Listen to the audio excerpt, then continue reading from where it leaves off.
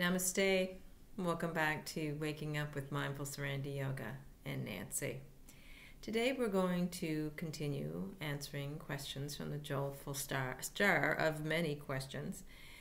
And these questions may be deemed somewhat spiritual in nature, and I keep cautioning people who are coming to this site for the first time not to take the word spiritual too seriously, in the sense that I believe spiritual encompasses a wide range of things. Basically, it is a term that expresses a practice of us becoming better human beings and reaching our full potentials and experiencing life to its fullest. That is what spirituality means to me. So when I say these questions are spiritual in nature, they're just questions that may prompt us all to think a little harder about how we're living and what changes we can make so that we're living this life to the fullest. I have been practicing, as I say many times, yoga for over 25 years, practicing and studying yoga as well as other ancient wisdoms, from Buddhism to Taoism to Hinduism, to all the looking for that connecting factor in all religious practices that help us to get to where we are meant to be, which is fully evolved human beings living at our fullest potential. That's what I believe anyway. So there's really nothing woo-woo about this. It sounds different because it may go against our conditioned ways of perceiving the world and understanding the world. It may go against, to some degree, our belief systems that we adhere to because we need them. They make us feel safe and give us this illusion that we're understanding the world and that what we're doing is okay. The spiritual practice that I often refer to in these blogs then is not one of conditioning. It is one of deconditioning our beliefs to some extent and actually detaching from them enough to view them holistically, to be able to observe and see what we believed for all our lives, how we responded in accordance to those beliefs, and the consequences of our responses. So I'm basically talking about what the Hindus would refer to as karma. And karma, of course, is not about punishment. It is about, or reward or punishment. It is about simply learning. And again, spirituality to me can be related to Gary Zukaev's way of saying that the soul, all souls are here to evolve. And it is the soul, which is our higher consciousness, our essence, our non-physical being that exists inside these forms and these minds, to evolve to a higher level. Now, all that being said, and it took me 3 minutes and 25 seconds to say all that, I gotta get back on track. I'm going to start my clock. I think I am. There we go. And I'm going to reach in and get a question. I think I am. And the question, I'm just going to read it so that I can understand it. Okay. And the question I pulled out is, why do bad things happen to good people? Why do bad things happen to good people? I'm going to take a deep breath. And I'm going to exhale. I'm going to try to remove the ego with every exhale so that I'm answering this question from the higher level of who I am, the deeper level, the wiser level. That being said, that doesn't mean that my answers are correct, that they're right or wrong, good or bad. They're just my answers. It's the assimilated learning being regurgitated, that I've absorbed inside of me, being regurgitated out to you. And I'm going to encourage you to take everything I say with a grain of salt. Seek out these same answers from other individuals. There's many people much more involved than I am. And to look within yourself to see if what I have to say resonates in any way. If it resonates, it's our soul-to-soul communication. Whatever is inside me is somehow connecting to what's inside of you. And our essence or presence or whatever you want to call that inner essence as, that isness that makes us human, is connecting to what's inside of you. So I now have 8 minutes and 28 seconds left to answer, why do bad things happen to good people? Right away from that question, I'm hearing two words that we often use a lot with our dualistic minds, and that is good and bad. I love this line from Shakespeare's Hamlet: nothing is either good or bad, but thinking makes it so. And that says a lot. It is our thinking that determines if something is good and something is bad. So when this person is asking why are bad things happening to good people, they're referring to the things or the circumstances this so-called good person is experiencing are challenging and difficult, that there is a lot of dukkha or suffering experienced by this individual. Maybe it's trauma the experiencer is experiencing. Maybe it's a loss or grief. Maybe it is despair. Maybe it's hopelessness or helplessness. Maybe it's a natural disaster that they are experiencing. Maybe it is a loss of a loved one. Maybe it is a terminal diagnosis. Maybe it is a loss of a job or income.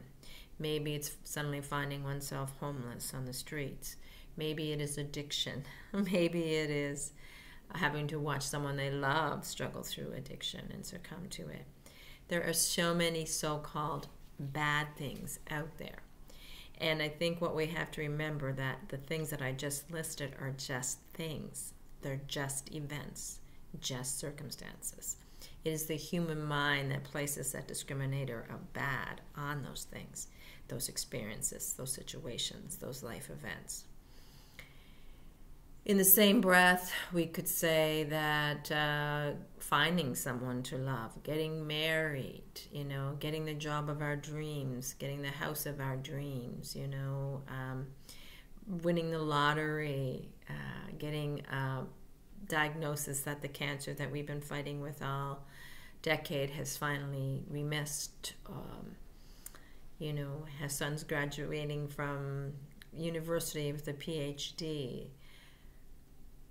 The birth of a grandchild, the birth of a child. All these things we absolutely deem as good things. Again, placing the discriminator of good on them. So right away, the human mind has labeled things as bad because they are unpleasant and somehow affect the comfort zone within the individual, and listed things as good because they appease the comfort zone in an individual. They're pleasant. But it is us that is placing those discriminators of good or bad on them. It is us that is determining that these things are bad. The same thing when we look at the so-called good person who is experiencing them. It is us placing that good label on them. We are judging and determining and discriminating what makes a person good and what makes a person bad, relative to our own experiencing and our own triggering.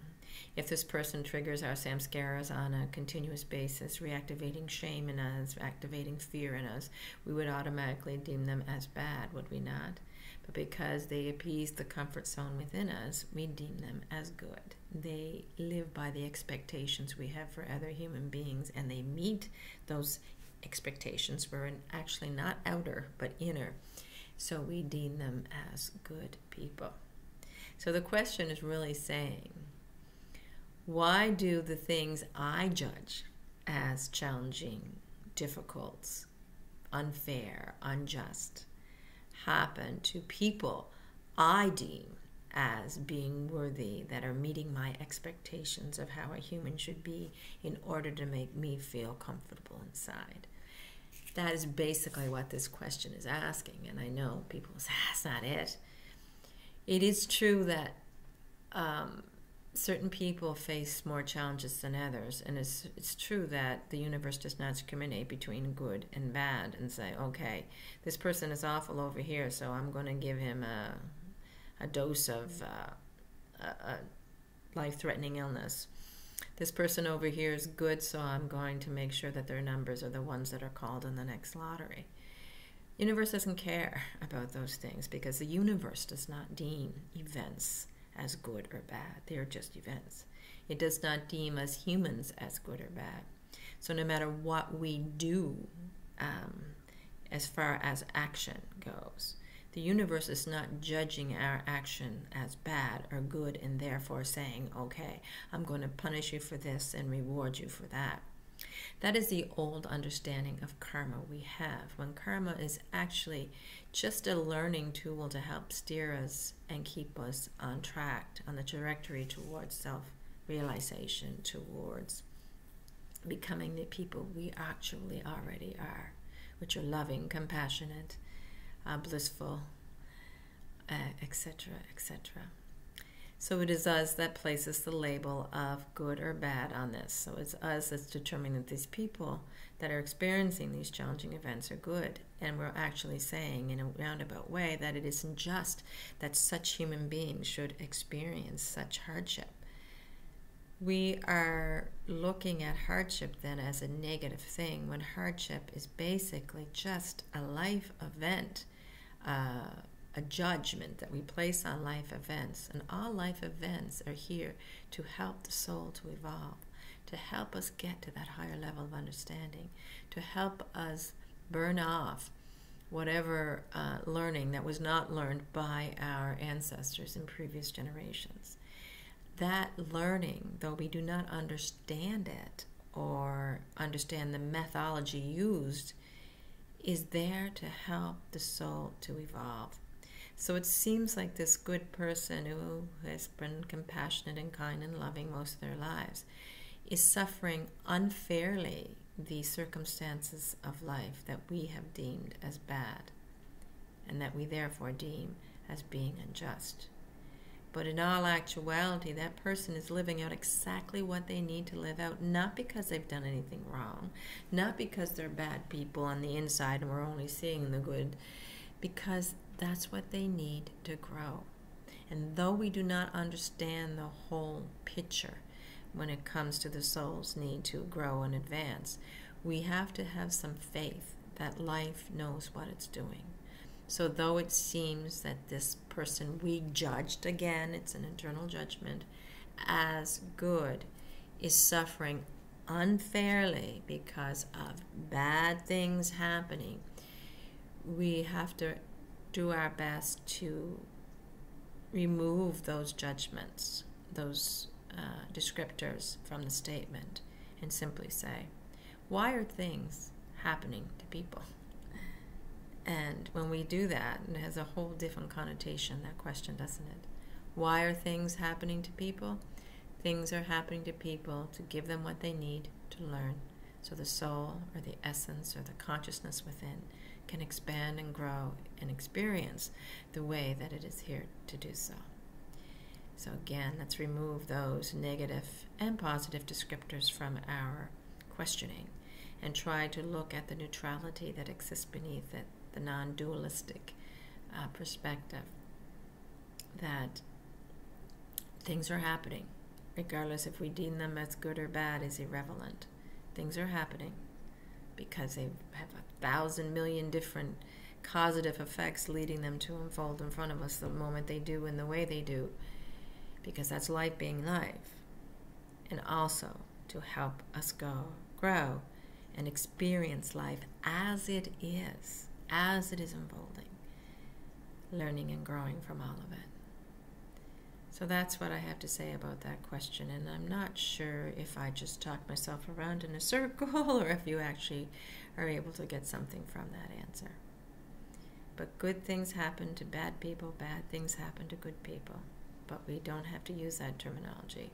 We can simply remind ourselves things are just happening, not actually to the person, but around the person for reasons that don't even involve them. And that person is neither good or bad. Neither good or bad things, neither good or bad people, just things happening around people as life unfolds in the way it is meant to unfold, and we grow in the way we're meant to grow without resisting any of it. And when we use those dualistic terms, bad things happening to good people, we tend to resist what life is offering, and we're doing the opposite of what we're here to do, which is simply allow, accept, observe, experience all that is life as it is. Well, that is what I have to say about that question, and I hope it is an answer that it suffices some of your curiosity. And again, please go check with someone who's much more evolved than I am, much more of an expert. And most importantly, look inside yourself to see what that answer might be. Thank you so much for joining me. Namaste.